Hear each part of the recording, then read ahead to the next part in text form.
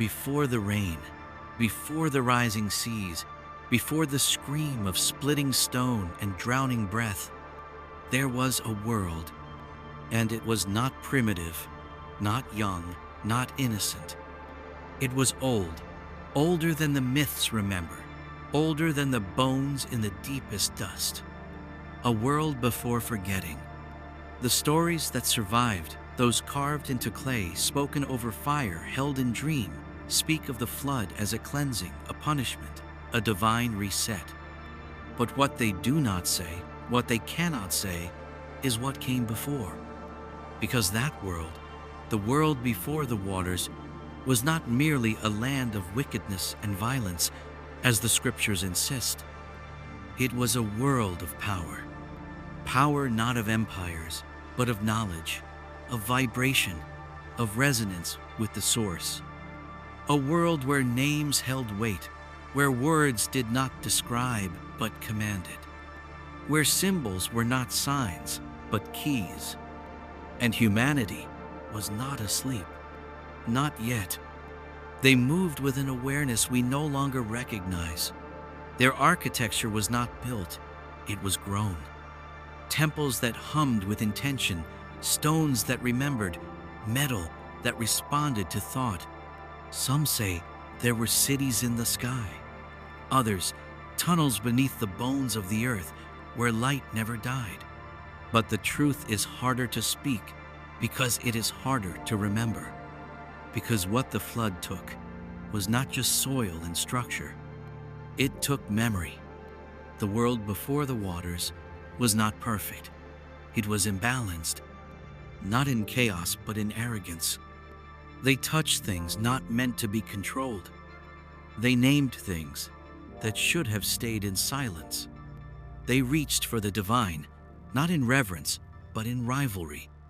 And the world, or perhaps the intelligence behind the world, responded. Not with rage, with rhythm. The old cycle turning. Destruction not as punishment, but as correction. And so, before the waters came, there was tension. The animals grew silent. The stars shifted slightly off their lines. The winds no longer brought messages. The rivers paused, as if listening. And the people, they dreamed of water, of waves swallowing towers, of fish swimming through palaces, of voices calling from beneath the surface, telling them, remember what you are. Some listened. Some prepared. Others denied. Because forgetting is easy when comfort is loud. But the signs were there. The sky began to thicken. The air held more weight. Time stretched. And the veil grew thin. It is said that, in those last days, the gods themselves wept, not for what would be destroyed, but for what would be erased. Because that world before the flood was more than a civilization. It was a library, a living memory of what humanity could be when aligned with the deep laws of being. And it was all about to be washed away, not just by water, but by loss. The kind of loss you don't notice when it happens, only when generations later you look up at the stars and no longer know their names. So when we speak of the flood, we must first speak of this. The moment before, when the earth still remembered us, when our voices still mattered, when the sacred geometry of existence was not hidden beneath stone, but spoken in the open air.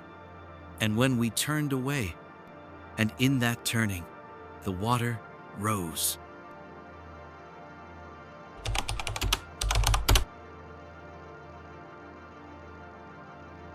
The flood did not arrive like a thief. It announced itself, softly at first, then louder, not with sirens, but with dreams. The kind of dreams that wake you, with your hands shaking and your mouth filled with salt.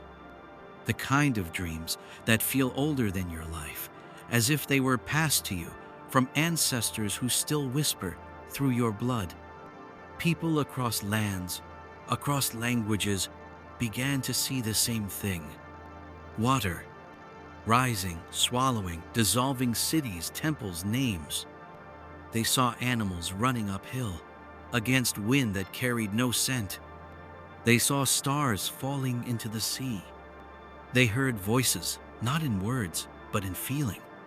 Prepare, listen, return. And in the waking world, the signs followed. Birds changed their flight. Crops bent away from the sun. The wind stopped carrying stories. It only carried weight. And there were those who watched. Not kings, not priests, but the ones on the edge, in the caves, in the high places, in silence. The watchers. Some say they were human, others say not quite. Their eyes, too old, their presence too still. They listened to the sky, like one listens to a heartbeat under stone. And they spoke the warning in symbols, in carved spirals on walls now buried, in songs sung backwards to mimic time collapsing. They did not beg, they did not threaten. They simply told the truth, that something was coming, that the waters below, the deep waters, the ones that sleep beneath all land, had begun to stir. And not because of sin, not because of wrath, but because of imbalance. Something sacred had been broken, a rhythm forgotten, a law ignored. The earth was not angry, it was resetting. And the wise knew no wall could stop what was coming. Only alignment could offer safety, not from destruction, but from erasure. And still, most did not listen. They mocked the ones who dreamed. They silenced the ones who warned. They built higher, wider, deeper, not in preparation, but in denial, as if more stone could hold back the ocean, as if forgetting could protect them from what was remembered. But there were a few, a quiet few. They heard it, not just in the sky, but in their bones. They began to carve, to sing, to bury things in stone jars and sealed vaults beneath sacred hills, not to save themselves, but to save a memory. They knew their bodies would drown, their cities would vanish, but perhaps, just perhaps, the story could survive. And so they hid symbols, encoded names into geometry, built chambers that could breathe underwater, and waited, not in fear, but in stillness, because the true flood was not water. It was forgetting. And when it came, it would not just take the breath from lungs, it would take meaning from the world. And the only way to survive that was to plant seeds in time and trust that one day, when the world was quiet again, someone would find them and remember.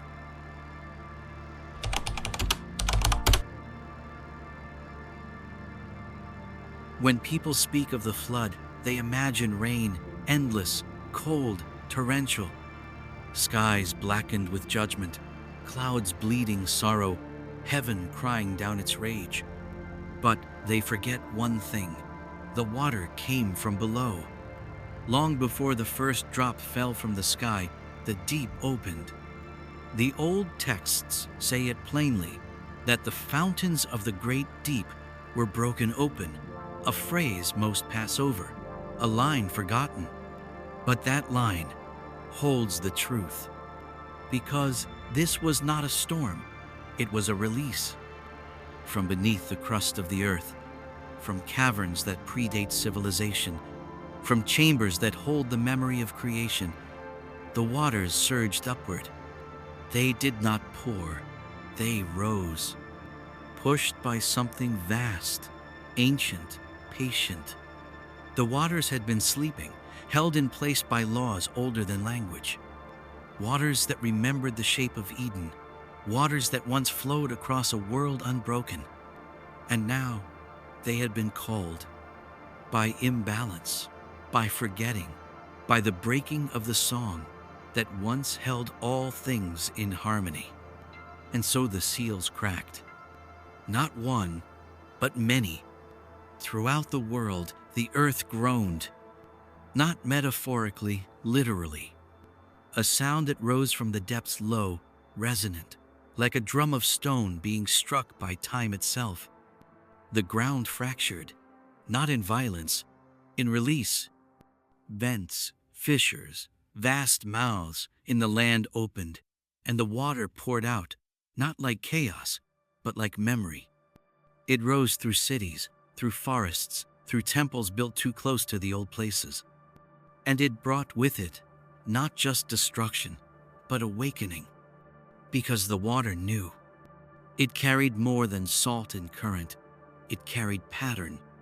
Some say the waters held codes, vibrations of an earlier age, symbols lost to speech, songs encoded into fluid motion.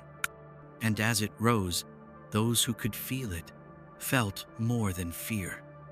They felt recognition. The animals were the first to move. Not in panic, in pattern.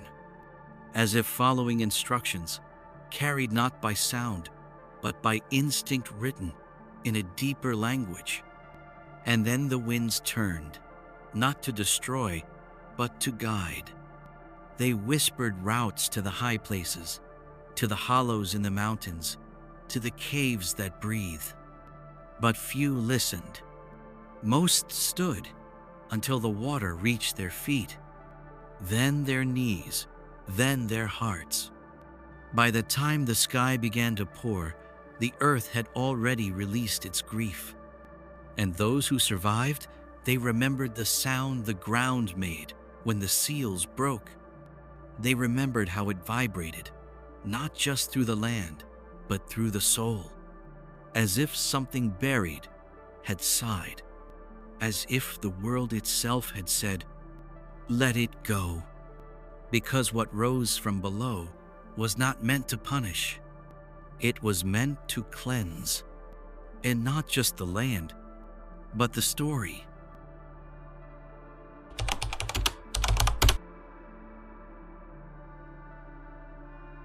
The waters receded. Eventually, they always do. But when they did, the world that remained was not the same. It was not cleansed, it was emptied. Not just of people, not just of animals, but of knowing. Because the flood did not come only to drown bodies. It came to wash away the structure of memory woven into the bones of the world. The ancient names, the true names, the ones that resonated with light, were gone. The language that once spoke directly to the elements, to the stars, to the soul, was lost beneath the mud. The sacred geometry that held the cities not by engineering but by frequency was broken. And even those who survived did not survive intact. They carried the trauma, the rupture, the hollowing. They passed it on through fearful myth, through broken stories, through rituals they no longer understood but could not stop repeating. And they called it faith, but it was grief. Because what the flood truly took was continuity. The thread that connected what was to what is was snapped. The river of meaning diverted. And in that break, we became strangers to our own origin. What was lost? More than we can imagine. The understanding of death, not as ending, but as transition.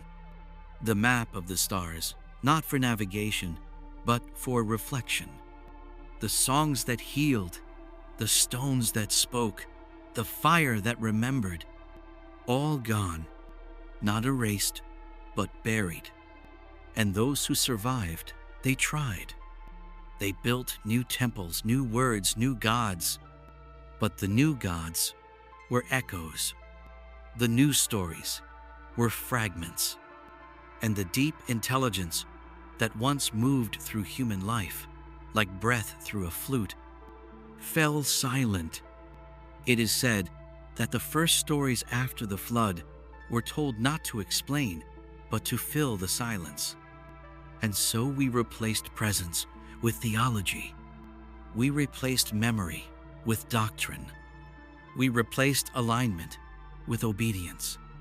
And we called it salvation. But what we lost was not paradise. It was relationship with the earth, with the sky, with ourselves. The blueprint of the previous world, its harmonic structure, its layered symbols, its living myths, was washed away. And what replaced it was a kind of exile. We walk through this world, still speaking to the sky, still singing to the wind. But deep inside, we no longer expect it to answer. And that is the wound. That is what the flood took. Not just what was seen, but the unseen bond between human and cosmos. And yet, not all was lost. Some things were hidden, encoded, guarded, in stones, in bone, in dream, waiting beneath the surface of things, just like the waters once did, not to destroy, but to return.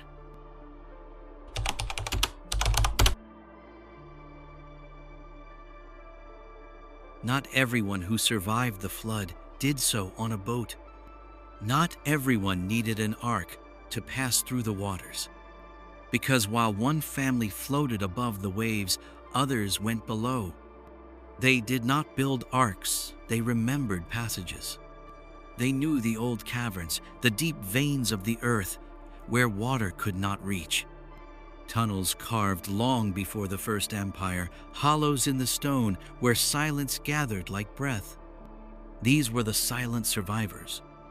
Not kings, not prophets, not chosen by the sky, but chosen by memory. They had kept the old ways alive, not for power, not for glory, but because they understood that the world was about to forget itself. And someone needed to remember. They did not call attention to themselves. They did not warn the world. They watched it fall with eyes that had seen such endings before. Because this was not the first flood, and it would not be the last. They preserved what they could. Not scrolls, not monuments, frequencies. They sang songs into stone, encoded sound into architecture, carried symbols in their bodies, in tattoos, in breathwork, in ritual gestures that survived like sparks under ash. They did not hide from the water, they hid within it. And when the flood came, they went still, deep, into chambers the world has not yet rediscovered. Some say they went into stasis, into dream. Others say they became something else entirely, not dead, not living, but dormant, waiting for the signal, the alignment, the return of a certain pattern in the sky. And some of them, a very few, walked back out. After the flood, quiet, unchanged. They did not rebuild cities. They did not seek thrones. They walked among the ruins and planted symbols, not for their time, but for ours. They left glyphs carved beneath temples that would not be built for thousands of years. They whispered songs into the dreams of children born in the age of stone. They taught nothing, they reminded, because they knew that real memory cannot be taught, only awakened. And they carried that flame through silence. These survivors appear in our myths as ghosts, as giants, as watchers on mountain peaks. But they were never above us. They were beneath the noise, beneath the flood, beneath the story. And they are still there, in caves sealed by sound, in mountains that pulse with energy, in dreams we forget by morning, but feel in our bones for days. They are the reason we still look at the stars and wonder why they feel familiar. Because someone kept the fire alive beneath the water. And when the time comes, they will return, not to lead, not to conquer, but to remind us of the world that was, and of the world that can be again.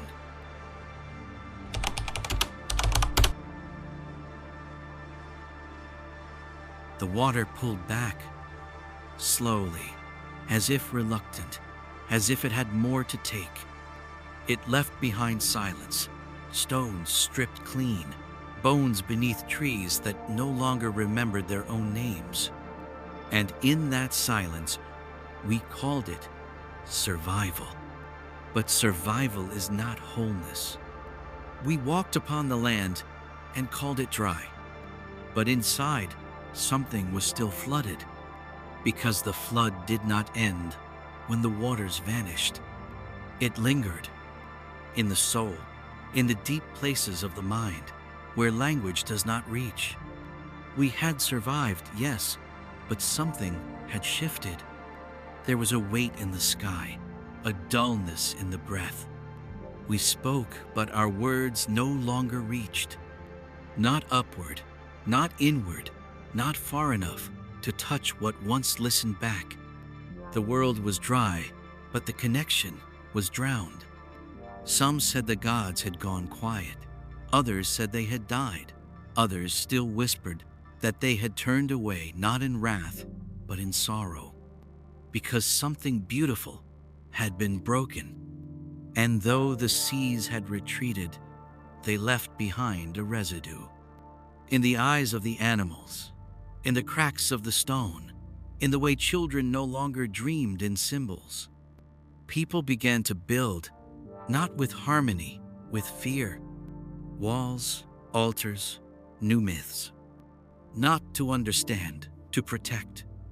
Not to align with the sacred, but to guard against its return.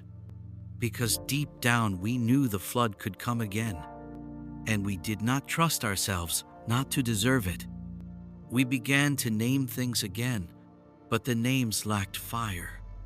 We began to write, but the letters lacked resonance. We carved laws into stone, because the old laws, the ones written into water, into rhythm, into dream, were no longer accessible. We created order, not from wisdom, but from trauma. And so, the world dried. But it dried unevenly. Some places still held the memory of water. A cave that echoes without sound. A ruin where plants grow in spirals. A lake that never reflects the same sky twice. And in those places, if you sit long enough, if you breathe slowly enough, you feel it. The wet silence, the unresolved grief, the ancient sadness of a world that lost something it cannot name. But grief is not the enemy. Grief is memory with nowhere to go. And perhaps the earth dried so that we could walk again. But the soul stayed wet so that we would never forget what we had been washed clean of. Not just arrogance, not just knowledge, but contact. And the ache for that contact lives in us still. In the way we seek the divine, in the way we build towers, in the way we stare into the sky and feel something missing. Because the drying of the earth was not the end of the flood. It was the beginning of the long forgetting.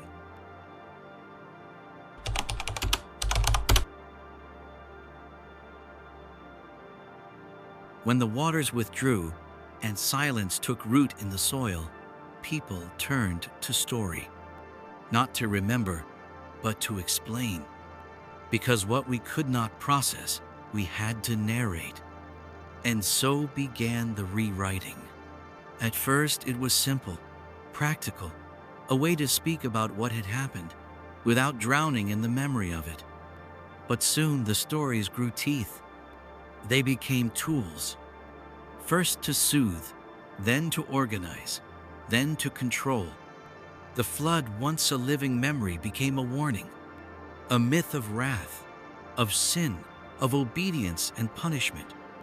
The divine became distant, the laws became fixed, the songs became scripture.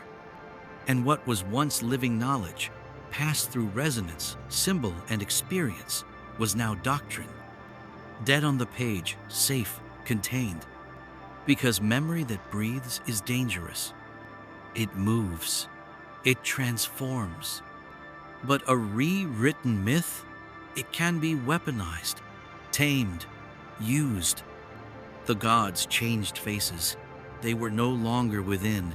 They were above, apart, surrounded by fire, by judgment, by distance. They were no longer companions. They were kings. And in their image, new systems were born. Hierarchies, priesthoods, gatekeepers of truth who held not wisdom but authority. What was buried during the flood was not just memory, it was the freedom to remember for yourself. Now, truth came from sanctioned mouths, from carved tablets, from closed books. And yet, fragments slipped through. In old songs, in folk tales, in rituals deemed pagan, primitive, dangerous. But they were none of those things. They were rememberings, echoes of the world before the rewriting. And that is why they were feared, because they held a resonance that shook the new structures, a tone too close to the old frequency, too familiar to the soul. So the rewriting continued, layer after layer, century after century, until the original myth, the living one, was sealed, not with malice, with fear, because deep down we knew what we had lost. We could not name it, but we could sense it, and that absence, it haunted us. So we covered it, with laws, with rules, with names for things that once spoke for themselves. And still, beneath the dogma, beneath the holy books, beneath the sacred threats and heavenly promises, the memory remains, not erased, only translated into silence, waiting for those who will listen not with ears, but with frequency. Because truth cannot be killed, only retold. And what we were told about the flood was only one version, not false, just incomplete. And the missing pieces? They are still out there, still in here, still glowing, under layers of mud and myth and time.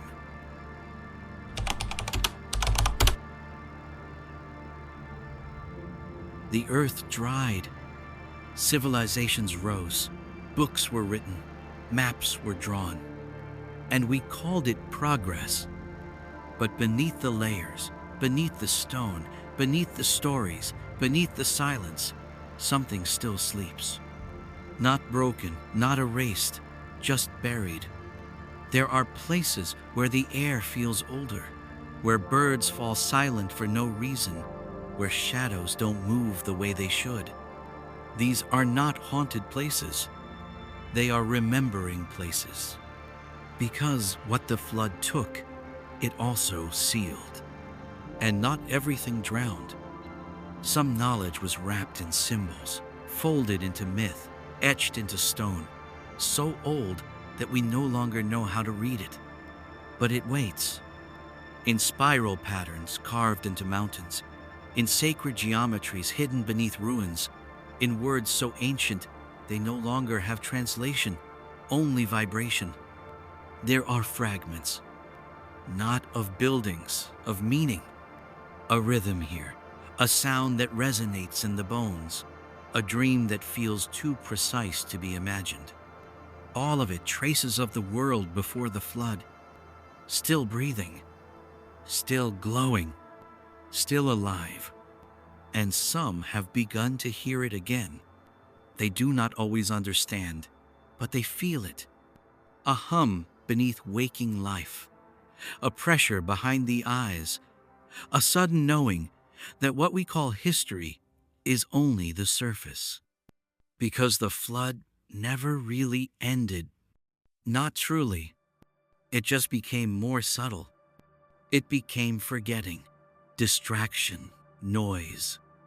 It became the endless flood of images, voices, false memories, and hollow truths that pour over the soul day after day.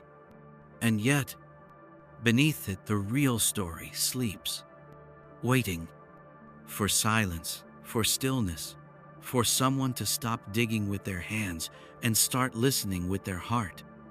Because the memory is not gone. It is buried, not in mud, but in you, in your blood, in your breath, in the ancient ache that stirs when you stare at fire too long and feel the world watching you back. That is where it lives. The truth, the first story, the knowing, not as myth, not as fact, but as frequency. Waiting to be struck, waiting to vibrate again, waiting to say, I was never lost, you just stopped listening. And when that note is finally heard, not by scholars, not by kings, but by the quiet ones, the still ones, the rememberers, the flood will end. Not with water receding, but with truth returning. And in that return, we will not rebuild what was. We will build what was meant to come after.